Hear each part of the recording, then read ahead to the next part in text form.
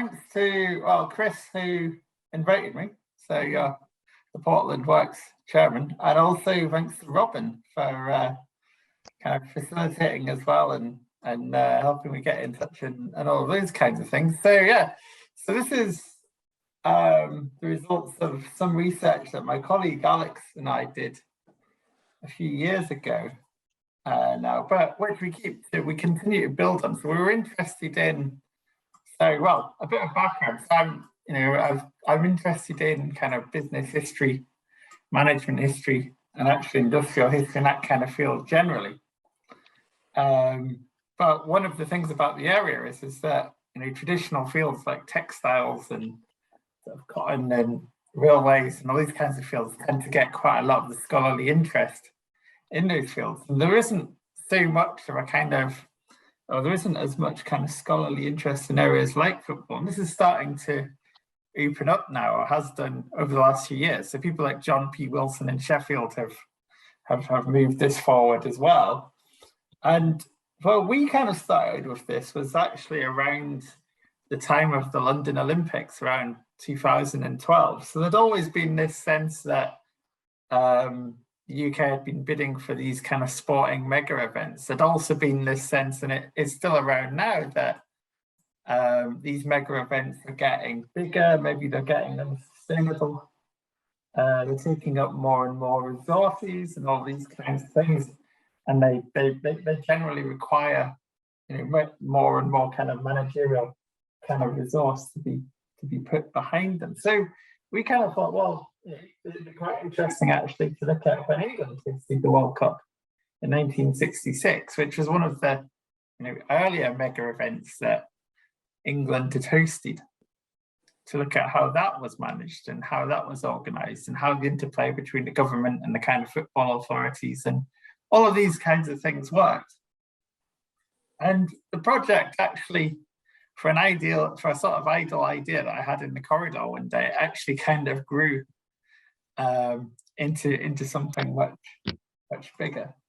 So we got funding actually from FIFA, or rather from the Centre of Sports Studies in Switzerland. So we were able to attract a little bit of funding from them. We went over to Switzerland a couple of times. We went into FIFA's kind of secret archives underneath their building, which is kind of you go down in a lift and it's four levels below the building. And we did quite a lot of work. We went to the IOC as well. We went to the FA's library, which is at Wembley. We also worked with the National Football Museum. We organised an exhibition, which they ran for the 50th anniversary of the 1966 World Cup. So we did quite a lot of work on this, and it led in quite a lot of different directions for us.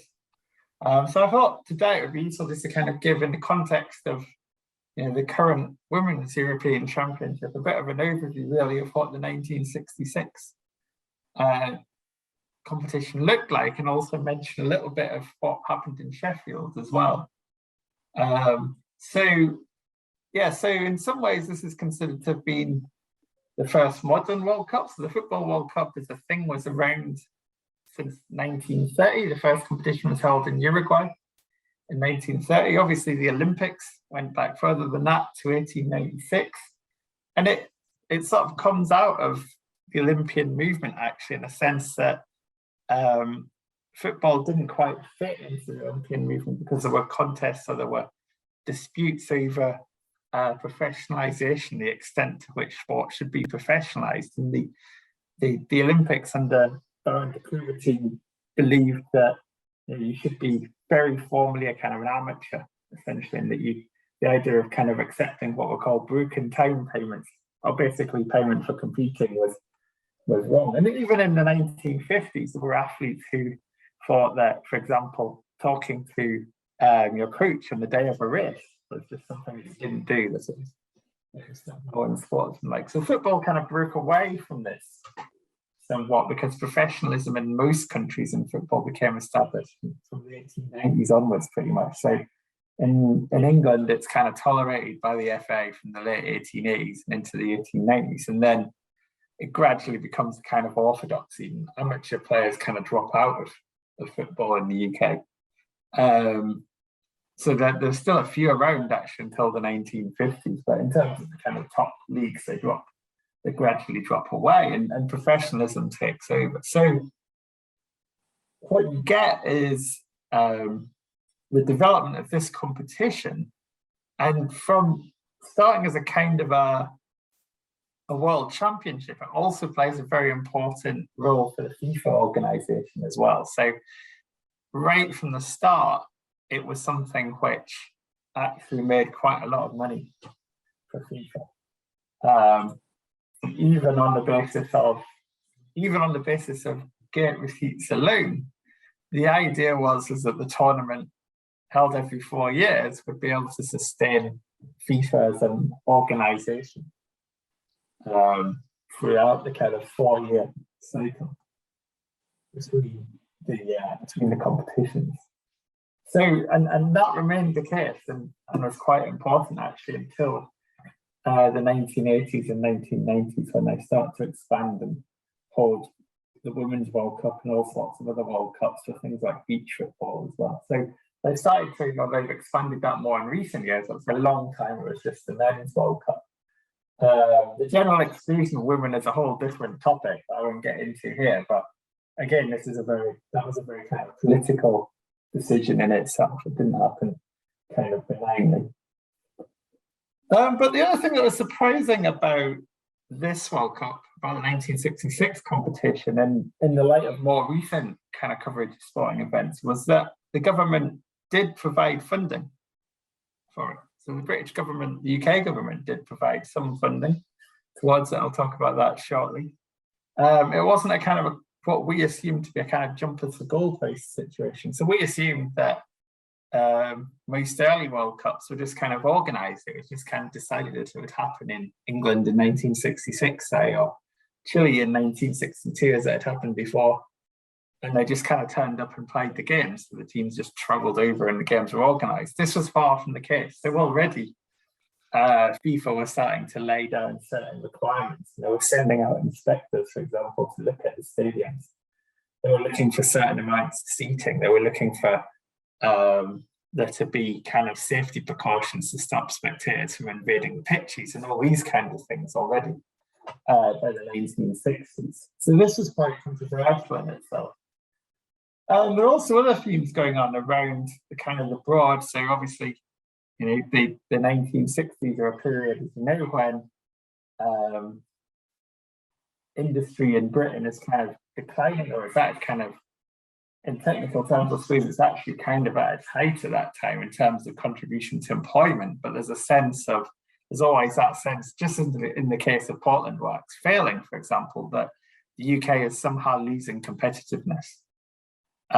So this whole kind of context of relative decline, the Cold War, decolonisation, all these kinds of things are also fed into the tournament, and it's used as an opportunity to try to promote British industry and try to promote British exports. So this same government sees this as a kind of key role, and they lead this.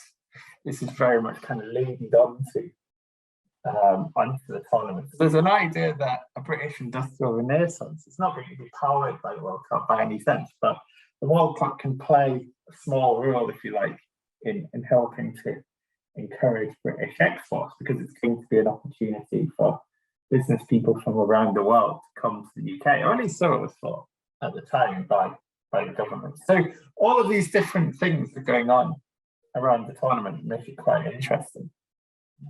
And also are interesting in the sense that, the thing that most people recall about it or know about it is that England won, but there is a lot more to it than that simple kind of factor. Important though that is.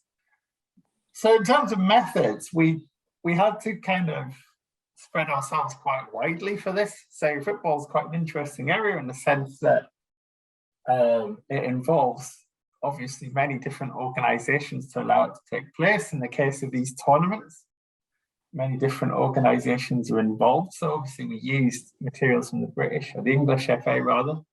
We used materials from FIFA, who ultimately hold the licence for it. We used broader contextual materials from the IOC that were also useful.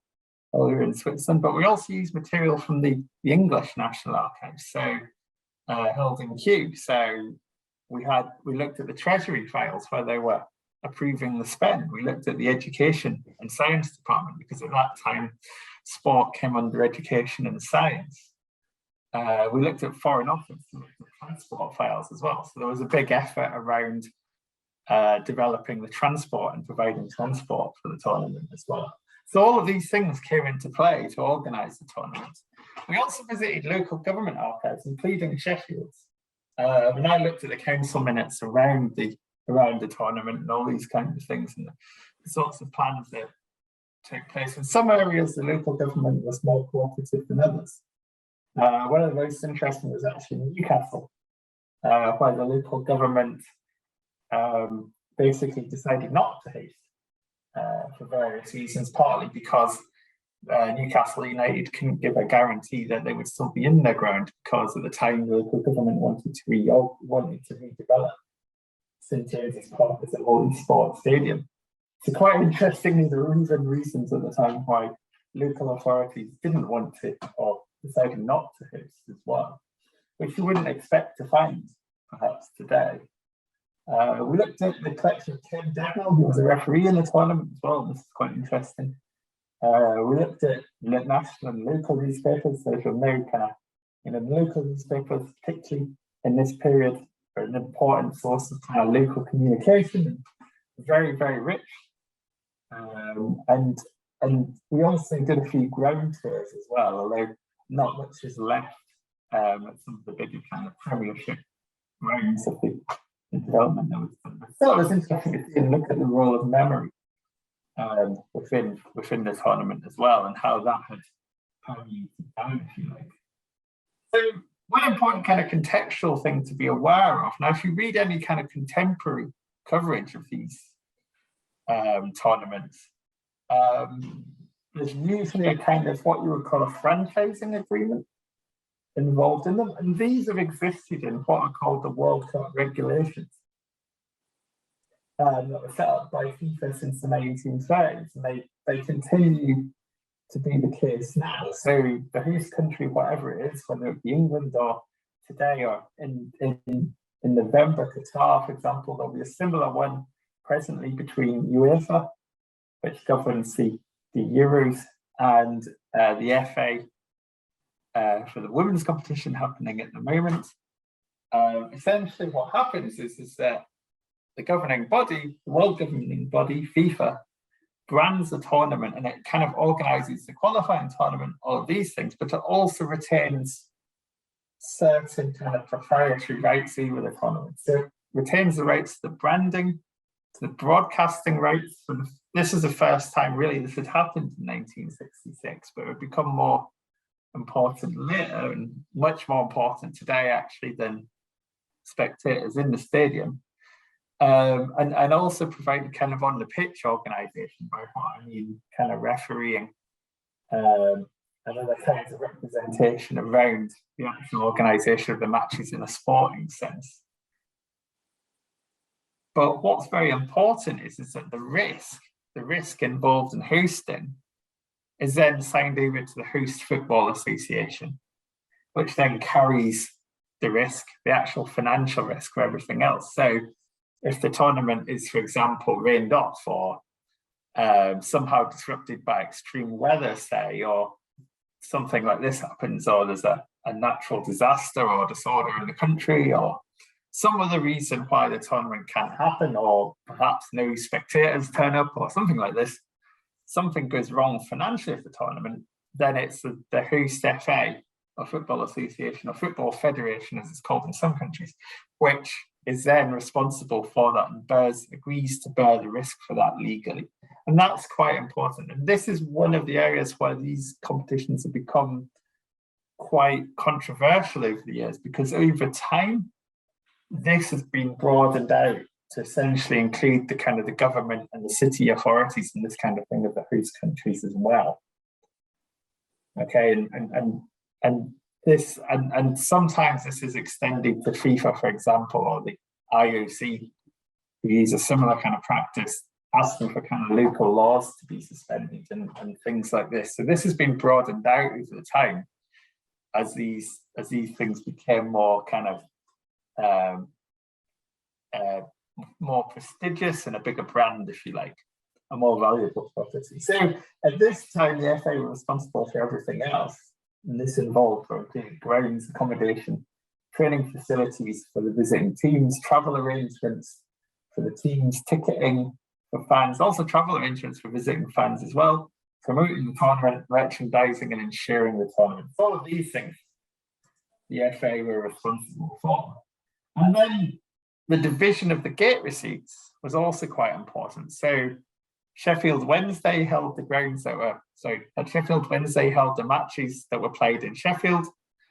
Sunderland, Middlesbrough, Everton, other football clubs, Manchester United, all held matches, but only received a fairly small percentage of the earnings. They only received 15% of the gate at each ground. Okay, so they only received 15% of the ground hire at each ground. And so this meant that, and this is because FIFA used that gate receipt essentially to fund themselves at this time. So they received a 5% revenue share on the group matches and quarterfinals, and then it's increased. So 10% from the semis, the final, and the first place match. So third place match. They also received a 10% overall net benefit from the purse from the competition. So all of these things feed into the structure. And then money was put aside for the World Cup organisation, which was the FA's little body that it set up. And also 25% of remaining profit was distributed to qualifying FAs as well. 25% is given to the FA, and then the remainder to qualifying FAs. And that parcel to qualifying FAs has also become more important over time. This, for smaller countries, can be quite an important way of funding, for example, coaching and football in the country and this kind of thing. And it's one of the reasons why in recent years, the number of teams in these competitions has often been expanded. So in 1966, 16 teams took part. So I think now it's 48 teams that will be taking part in Qatar, for example. And the reason for this being expanded is that essentially it's not to kind of necessarily to create a better competition. Actually, quite often it's to try to extend the kind of the patronage and the sort of benefits that countries around the world get out of the tournament, because they get sort of a small piece to the kind of professionalization of the coaching in their country as well. So there are all of these kinds of things going on within the tournament and within the kind of the distribution of money from the tournament. Okay, so getting to kind of historical specifics then, if you like. In terms of early preparations, what's quite interesting about this tournament was that England were awarded the hosting rights at the 1960 FIFA Congress in Rome, which was then held at the Olympics. But the English FA didn't really do much about this until 1962. So we saw in the FIFA archives there's an early plan which was made by Sir Stanley Rouse and Walter Winterbottom. But then Sir Stanley Rouse went off to become the FIFA president. And after he left the FA, the new FA secretary, Dennis Follows, didn't appear to kind of do much work on it for the next couple of years. The Observer actually in the newspapers encouraged or accused the FA rather of being too threatened to preach the government at the time. This was kind of unsubstantiated, but by the time that you get to about 1964, this is a cutting from the Mirror. By the time you get to about 1964, there was a sense that Britain's hosting of the tournament was going to potentially be just a little bit embarrassing, because the football grounds in England were considered to be, at the time they were all standing, fairly basic facilities. A lot of them didn't have, for example, things like women's toilets, which were considered to be quite important in terms of hosting these events. So there were a lot of basics Many of them didn't have any catering facilities really, apart from match day facilities. They were literally just, although they were they were often architecturally attractive. So, you'd had the stadiums designed by Archibald Lake and things like that, and people like this, but they were fairly basic in terms of facilities and mostly all standing, maybe a little bit of seating for members, but not very much seating overall, for example. So there was a lot of concern that the football grounds were just not going to be ready for this competition. It was going to be quite embarrassing, really. At the same time as well, Wembley Stadium was privately owned, so it was owned by the FA later, after it was rebuilt. But at this time, it was privately owned, and it was part of the Rediffusion Group, actually, who were mostly involved in cable television and other kind of entertainment industries. But it was owned by the Rediffusion Group, who mostly saw it as a dog racing track. Okay, so they held greyhound racing at Wembley every Friday, I think it was, and they essentially improved the stadium for that purpose. So there was a big improvement project there. There was a kind of a roof fitted all the way around. It lacked a roof until 1963 or thereabouts. And there was a big improvement project essentially carried out. But it wasn't really expressly for the World Cup. And actually, one of the matches in the World Cup had to be moved to White City Stadium because dog racing was going to happen on that day. And Wembley Limited wouldn't move it. So getting traction to actually make improvements is quite difficult. The FA were able to make £150,000 available. But unlike today, the football clubs were mostly kind of voluntarist organisations, really. So they employed professional players, but the directors were mostly directors from kind of local industry, local business, or other kind of local kind of members of the local gentry or local kind of civic people who basically didn't really have the capital or the spending power to do much in the way of improvement. So there wasn't the same structure in terms of improvements.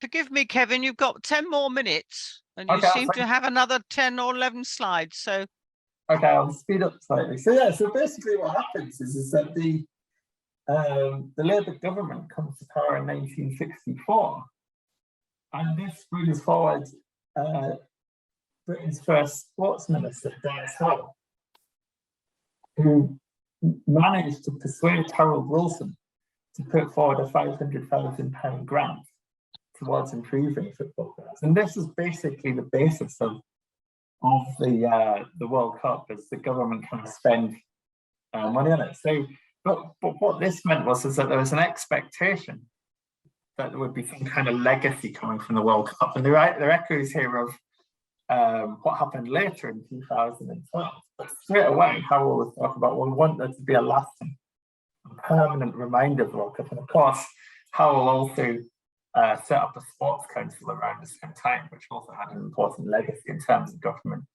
involvement in sport. So this meant, the kind of long story short of this, meant that football grounds that didn't have seats were given some limited seating. This included Sheffield Wednesday, where the new Leppings Lane stand included seats higher up, and a new gymnasium as well, which doubled as a press room.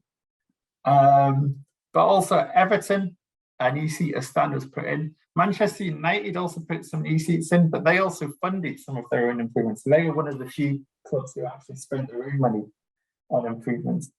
Aston Villa saw a new seated stand rebuilt almost very extensively, and basically all of the grounds involved were given 18,000 seats. So some of them were put in permanently, and there was a realization that you could charge more, obviously, for seating in league matches, and some of them were given them on a temporary basis. In some cases, it was a hybrid arrangement.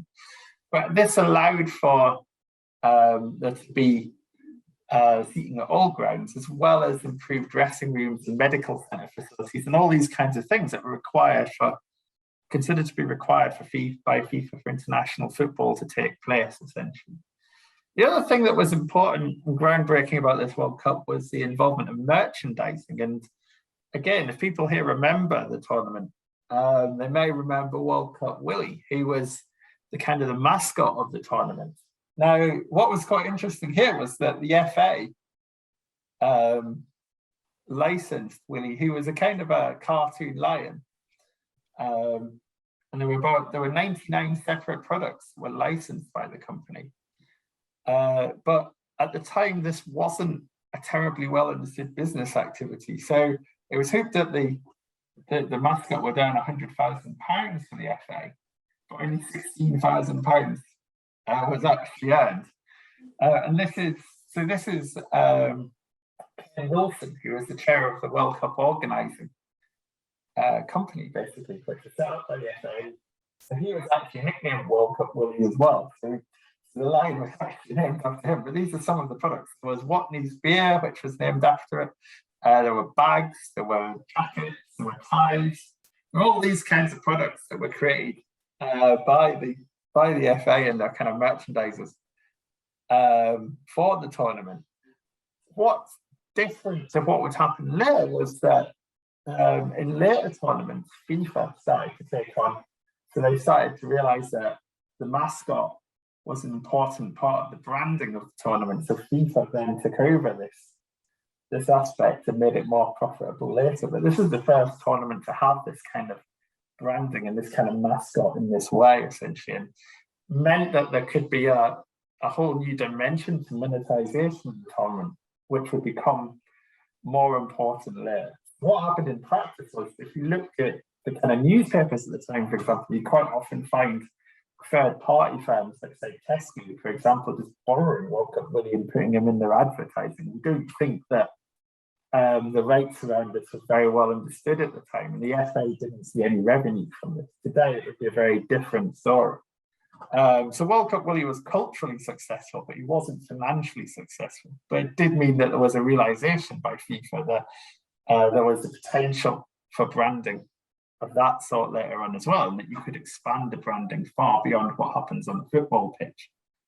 So essentially, most of the money really from this tournament still came from gate receipts. So the gate receipts totaled over 1.5 million, which was a considerable amount of money at that time.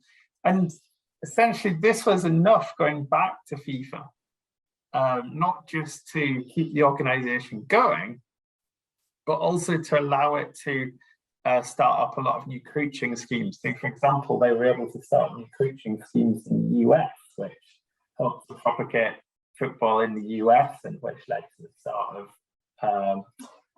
the North American Soccer League there, which was an early kind of predecessor, if you like, to the Major League Soccer, which came later. So there was all sorts of kind of benefits that went back to FIFA from the tournament, which actually allowed them to expand their spending compared with what they'd had before. So this is a very financially successful tournament for them, even though the television revenue wasn't as big as would happen or would come later. It was important in terms of the global television audience. And again, this is something that could be built on later. So this makes a point. It was very well attended as well. So the total attendance was 1,612,269. So just provide this here just to show the kinds of numbers. We're running out of time, but just to kind of highlight some of the things that happened in Sheffield. So this is one of the posters that went up around Sheffield to advertise the matches that took place. So Argentina, Spain, Switzerland, West Germany played in Sheffield, and Sheffield hosted the Midland Group jointly with Birmingham, where matches were played at Villa Park. And what you had was a local liaison committee, which meant that the local authority and the Hallamshire FA worked together with host clubs, or Sheffield Wednesday particularly, in this case, to organise entertainment cities. So what happened was the corporation itself organised entertainments for the visiting fans. So this meant things like film shows, there were classical concerts, even an opera. So a lot of these things had nothing to do with football. And the Sheffield and District Amateur Theatre Association performed a comedy play called Fart as well. So a lot of these things have nothing to do with football, but there was an attempt to make more of a kind of a festival, if you like, out of it, more of a, and to put on sort of entertainment for the visiting fans, really, to try to encourage them to come and spend time in Sheffield and to spend money in Sheffield.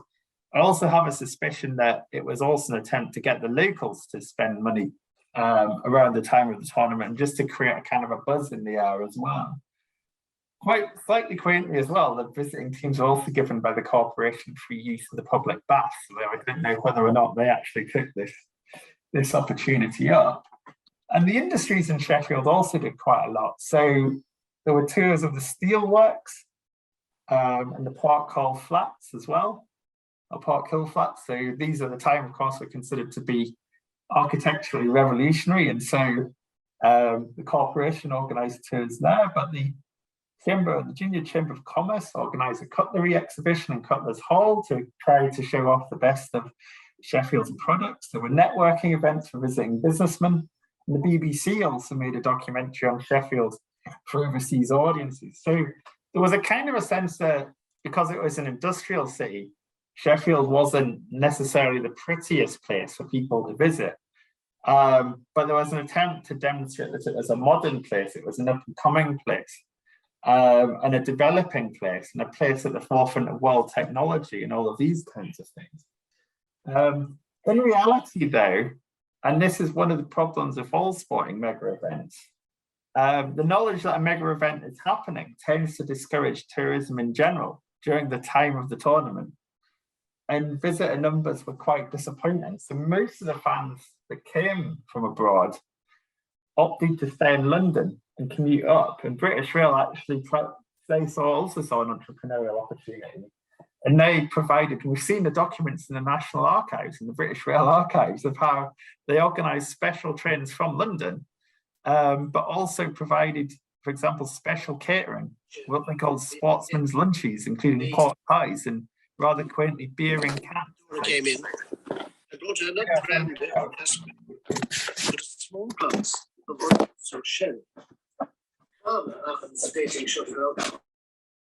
So yeah, just to briefly mention, and the kind of legacy of this then has been that the tournament was an economic success in terms of the money, although little of it was kept in England, or relatively little. The FA didn't really seem to redeploy their share of the games as much as FIFA did, from what we can tell. But the future potentials of broadcasting and merchandising became clear after this tournament. So this was the first one to take place in the global television era, really.